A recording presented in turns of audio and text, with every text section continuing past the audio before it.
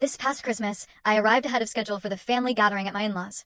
You know that gut-wrenching moment when your entire world shatters? When you discover that the people you called family, the man you loved, had been orchestrating a decade-long con against you, all to steal everything you owned. That's exactly what happened to me on one terrifying Christmas Eve, and let me tell you, what came next was pure, unadulterated payback. I'm Ava Sterling, 28, a project manager at a high-end fintech company in Manhattan. From the outside, my life looked picture perfect. A beautiful brownstone, a stable marriage, a fast-track career. People envied me, thought I had it all. But they had no idea the price I'd paid, the things I'd been through to get there. They certainly didn't know the blindfold was about to be ripped off, revealing a betrayal years in the making. To understand it, you need to rewind a bit. I've known Jackson Miller, Jax, since the day I was born. Our parents were inseparable, the kind of friends who spent every weekend together, shared vacations, and celebrated every milestone.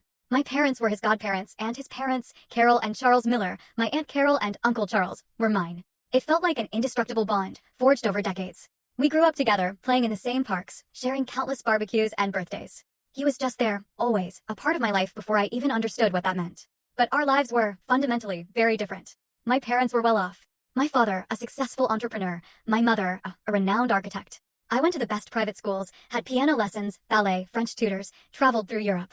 We lived in a large, historic brownstone on the Upper East Side. Jax, on the other hand, attended public schools. His family lived in a simple house in Queens.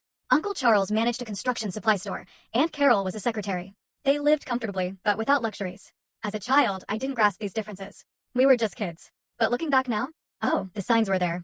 The way Aunt Carol would linger on my mother's jewelry, the subtle comments Uncle Charles made about our house, our cars, our trips, always with a smile, always masked as a joke. But underneath that veneer, there was a sting.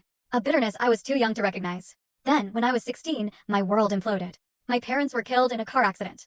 A rainy October night, returning from their anniversary dinner. There are no words to describe that time. Even now, 12 years later, a part of me is still paralyzed at the exact moment the police knocked on the door at 2 a.m. After the funeral, Aunt Carol and Uncle Charles moved into my house. They came to live with me, to take care of me. I was a minor, an orphan, utterly lost. They took me in. They were kind. They promised I'd always have a family. At that moment, that full story video added in below.